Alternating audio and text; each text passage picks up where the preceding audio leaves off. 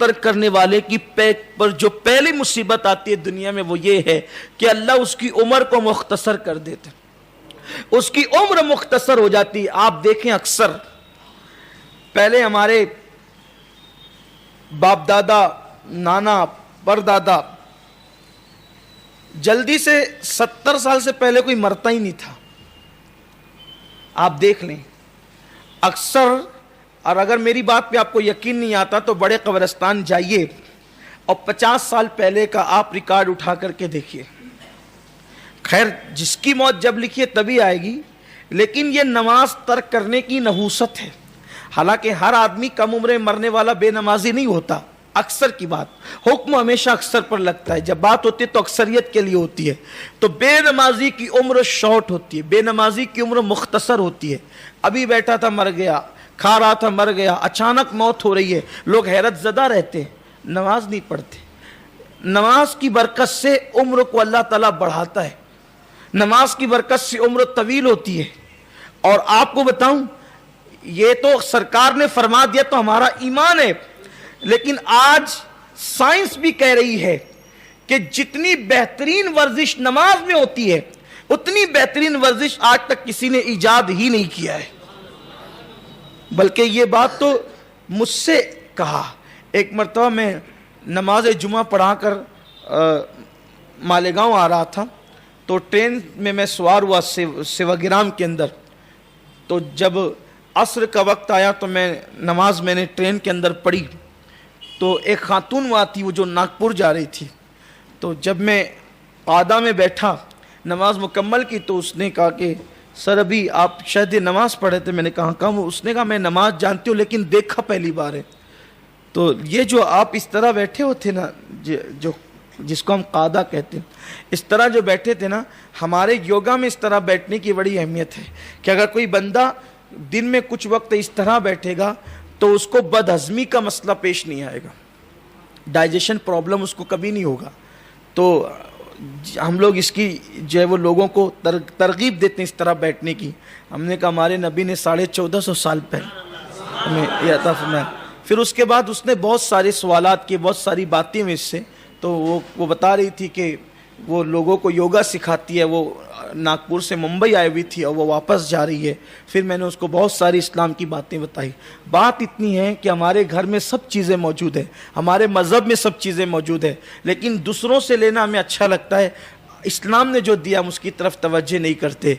तो अगर इंसान नमाज पढ़े, आप बताएं ना मुझे, हमारे यहाँ कुरान भी पढ़ो तो तलफ़्फ़ुज़ से पढ़ो, यानी कि जब आप से अदा करेंगे सा तो ये ज़बान की नोक जो है वो सनाया औलिया के किनारे पर लगेगी। अब आप मुझे बताएं कि इस शान से कि कोई ऐसी वर्जिश भी ईजाद हुई है कि जिसमें ज़बान के लिए भी हरकत है, ज़बान के लिए भी जो है वो है। जब आप दुआ अदा करेंगे तो फिर ज़बान का किनारा जो है वो दाढ़ों पर जा करके यूं इस तरीके से जा करके उसको छुएगा। आप बताएं कि क्या किसी मज़हब के अंदर है, किसी वर्जिश के अंदर है? अल्लाह अकबर, दांतों की और ज़बान की वर्जिश भी जिस मज़हब के अंदर मौजूद हो, आज मुसलमानों ने उसको तर्क कर दिया है। मेरे प्यारे आका सल्लल्लाहु अलैहि वसल्लम के प्यारे दीवानों, लेकिन कभी हमने इस तरफ तवज्जो नहीं की। तो अल्लाह के हबीब सल्लल्लाहु अलैहि वसल्लम फरमाते हैं जो नमाज तर्क कर देता है अल्लाह तबारक व तआला पहली मुसीबत उस पर यह डालता है कि उसकी उम्र को घटा देता है, उसकी उम्र कम हो जाती है।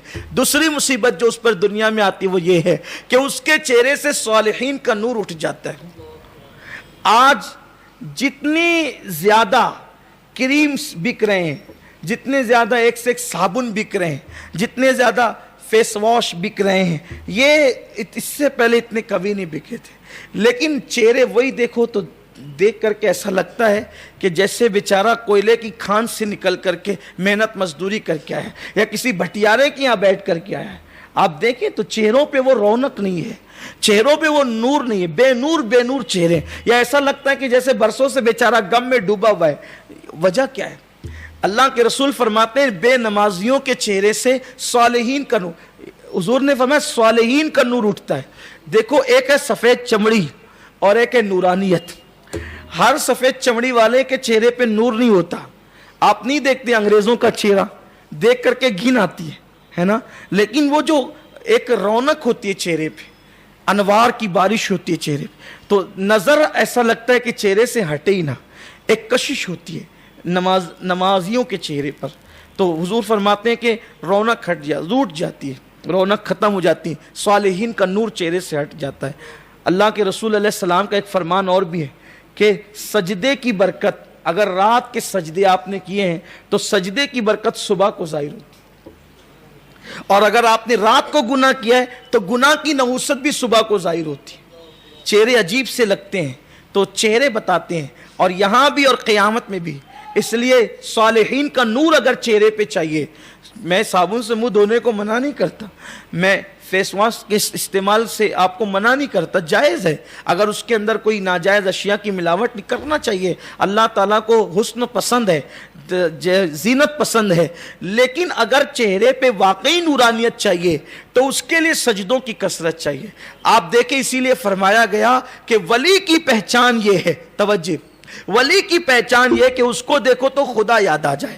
ولی کی پہچان کیا ہے؟ اس کو دیکھو تو خدا یاد آ جائے. اور خدا کس کو دیکھ کر یاد آئے؟ جب تک کہ وہ سجدہ نہیں کرے گا خدا اس کو دیکھ کر یاد نہیں آئے گا. تو پتا چلا کہ ہر ولی نمازی ہوتا ہے, بے نمازی کبھی ولی ہو ہی نہیں سکتا. نماز کی اہمیت ہے. فرمایا تیسری چیز, تیسری مصیبت جو اس کو آتی ہے کہ جب بھی وہ کوئی عبادت کرتا ہے, نماز کو چھوڑ کے کوئی بھی وہ نفل کام کرتا ہے, تو اس کے نفل کام کی برکتیں اس کو نہیں ملتی. نماز کو چھوڑ کر وہ جتنے بھی نیکیوں کے کام کرتا ہے اس کی برکت اس کو نصیب نہیں ہوتی. اس لیے کہ جس کی نماز قبول ہے اس کی دوسری عبادتیں بھی قبول ہیں. اگر وہ نماز ہی نہیں پڑھ رہا ہے تو دوسرے کاموں کی برکت سے وہ محروم ہوگا. اب یہاں بڑی معذرت کے ساتھ ایک چپتی ہوئی بات عرض کرتا ہوں کہ ہم فرائض کو چھوڑ کر نوافل کے اندر بہت محنت کرتے ہیں. بیمار کی عیادت کو جا رہے ہیں, ثواب ملے گا. مزارات پہ فاتحہ کے لیے جا رہے ہیں, ثواب ملے گا. قرآن خوانی کرانے, ثواب ملے گا. نماز کا ہی ٹھکانہ نہیں. یہ اللہ کے رسول صلی اللہ علیہ وآلہ وسلم فرما رہے, آقا کریم صلی اللہ علیہ وآلہ وسلم کا فرمان ہے کہ جس نے نماز ترک کر دی وہ دوسری عبادتوں کی برکتوں سے محروم ہو جائے گا. 3 مصیبتیں ہو گئی. اب اگر چاہتے ہو کہ عبادتوں کی برکت ملے تو نماز کی پابندی کریں. چوتھی مصیبت, وہ جو بھی دعا کرتا ہے اس کی دعا زمین اور آسمان کے درمیان لٹک جاتی ہے, معلق ہو جاتی ہے. اس کی دعا باب اجابت الہی سے جا کر ٹکراتی نہیں. دیکھو کتنوں کو ہم نے شکایت کرتے دیکھا ہے, مولانا ہماری دعا قبول نہیں ہوتی. کہ بھائی میرے بھائی کیسے قبول ہوگی, دعا قبول کیسے ہوگی؟ تو اللہ کی عبادت کے لیے کمر بستہ نہیں ہے. تجھے دوستوں کے لیے ٹائم ہے, تجھے کرکٹ کے لیے ٹائم ہے, تجھے گیم کے لیے ٹائم ہے, تجھے کپڑوں کے لیے ٹائم ہے, تجھے میک اپ کے لیے ٹائم ہے, تجھے بیت الخلا جانے کے لیے ٹائم ہے. اللہ کے گھر میں آنے کے لیے تجھے ٹائم نہیں. دعا کیسے قبول ہوگی؟ دعائیں لٹکی رہتی ہے, معلق ہو جاتی ہے. اچھا اب ایک اہم بات اور آتی ہے کہ چلیں ٹھیک ہے اپنی قبول نہ ہو, نماز نہیں پڑھتے, کسی سے کروا لیں, پیر صاحب آپ کر دیں, ابا جی آپ کر دیں, استاد جی آپ کر دیں, امام صاحب آپ کر دیں. اللہ کے رسول علیہ السلام فرماتے ہیں اس پر 5ویں مصیبت یہ آتی ہے, اس کی تو خود کی قبول نہیں ہوتی, معلق رہتی ہے. نیک جو اس کے لیے دعا کرتے ہیں اللہ اس دعا سے اس کا حصہ ختم کر دیتا ہے. یعنی نیکوں کی دعا کی برکت بھی اس کو نصیب نہیں ہوتی. اسی لیے حضور سیدی مفتی اعظمین رحمت اللہ علیہ جب بھی کسی کو تعویذ دیتے تھے تو فرماتے تھے بیٹا یہ تعویذ اسی وقت اثر کرے گا جب تو نماز پڑھے گا. آج تو تعویذ دینے والے بھی نہیں پڑھتے, لینے والے بھی نہیں پڑھتے, پورا حساب ہی کلیئر ہے. کیا اثر کریں گے تعویذات؟ اللہ ماشاءاللہ. سب کی بات نہیں کرتا, ہنسنے کی بات نہیں, یہ ہو رہا ہے, یہ سب ہو رہا ہے. نماز ایک دم بیٹھے بیٹھے چھوڑتے ہیں, ترک کرتے ہیں. اور کوئی اب تو کچھ ایسے بھی ہو گئے کہتے ہیں کہ ارے یہ سب تو یہ مولوی مولانا کا کام ہے سب مسجد جانا. آپ سے پوچھنا چاہتا ہوں مولوی مولانا کا کام ہے, اللہ کے رسول مسجد جاتے تھے یا نہیں جاتے تھے یہ بتاؤ. غوث پاک مسجد جاتے تھے یا نہیں جاتے تھے یہ بتاؤ. غریب نواز مسجد جاتے تھے یا نہیں جاتے تھے یہ بتاؤ، مخدوم سمنہ مسجد جاتے تھے یا نہیں جاتے تھے یہ بتاؤ، وارث دیوا مسجد جاتے تھے یا نہیں جاتے تھے یہ بتاؤ، شاہ برکت اللہ مسجد جاتے تھے یا نہیں جاتے تھے یہ بتاؤ۔ تو نماز کتنی قیمتی چیز ہے۔ فرمایا میرے آقا نے کہ نیکوں کی دعا سے اس کا حصہ اٹھا لیا جاتا ہے۔ میں اکثر اپنے بھائیوں کو ایک بات کہتا ہوں، اگر مسلمان نمازی بن جائیں تو اسے کسی کی دعا کی ضرورت ہی نہیں ہے۔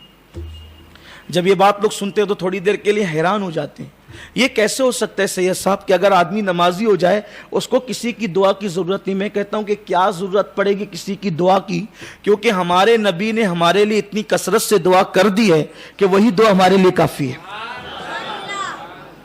حضور علیہ السلام نے میدان عرفات میں، منی کے میدان میں، مزدلفہ کے میدان میں، اور بالخصوص حجۃ الوداع کے موقع پہ جو میدان عرفات میں اللہ کے حبیب نے اتنی دعا کی، اتنی دعا کی، اتنی دعا کی کہ دعا کرتے کرتے بتقاضے بشریت ہاتھ تھک گئے تو حضور نے ہاتھ نیچے کر لیے، لیکن حضور علیہ السلام زبان سے دعا کرتے رہے۔ تو جس کے لیے حضور نے اتنی دعا کی ہے، بس شرط یہ کہ آقا نے فرما دیا جو نماز چھوڑ دے صالحین کی دعا کی برکت اس کو نصیب نہیں ہوتی۔ اب مسلمان نماز پڑھنے لگ جائیں، نماز کے پابند ہو جائیں تو مصطفیٰ جان رحمت کی دعا کی برکت اس کو خود بخود نصیب ہو جائے گی۔ اللہ کے رسول کی دعا کی برکتیں اس کو خود بخود ملتی چلی جائے گی۔ تو میرے آقا علیہ السلام کے دیوانوں، خود وہ دعا کرے تو دعا معلق رہتی ہے، اور اگر کوئی نیک اس کے لیے دعا کرے تو اس نیکوں کی دعا سے اس کو حصہ بھی نہیں ملتا۔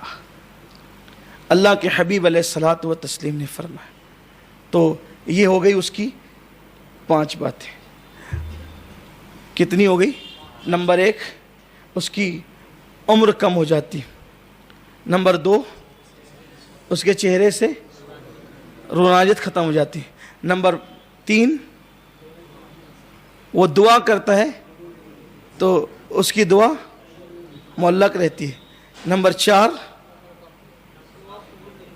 اگر صالحین اس کے لیے دعا کرے تو اس دعا میں اس کو کوئی حصہ نہیں ملتا، نمبر 5 وہ جو کوئی نفل کام کرتا ہے، نماز کے علاوہ جتنی وہ عبادتیں کرتا ہے اس کی برکت سے وہ محروم ہو جاتا ہے، نمبر 6 اس کی روزی سے برکت اٹھا لی جاتی، کتنا بھی کمائے گا ہائے ہائے کرتا رہے گا، لاکھوں کا بیلنس ہوگا تو بھی برکت، روزی ملے گی برکت نہیں ملے گی۔ آج برکت کہاں ہے؟ دیکھو کہیں نہیں ہے، سب رو رہے ہیں، جن کی لاکھوں کی پراپرٹیاں بھی ہے وہ بھی رو رہے ہیں، یہ ہو گیا وہ ہو گیا، مندی آ گئی، یہ آ گیا، یہ سب چل رہا ہے کوئی ایسا بندہ جو کہتا ہے کہ میں بہت مست ہوں؟ برکت اٹھ گئی، اور جہاں نماز نہیں ہوگی وہاں برکت نہیں ہوگی۔ حدیث پاک ہے، صاحب قوت القلوب شیخ ابو طالب مکی رحمۃ اللہ علیہ نے لکھا ہے کہ جب اذان ہوتی ہے تو روئے زمین کی ساری روزی سمیٹ کر مسجد میں لائی جاتی ہے۔ جو مسجد میں آتے اللہ ان کو روزی بھی دیتا ہے، روزی میں برکت بھی دیتا ہے۔ جو مسجد میں نہیں آتے روزی تو دیتا ہے، برکت نہیں دیتا۔ مسجد میں جو نہیں آتے اللہ کا وعدہ ہے روزی دیتا ہے، برکت نہیں دیتا۔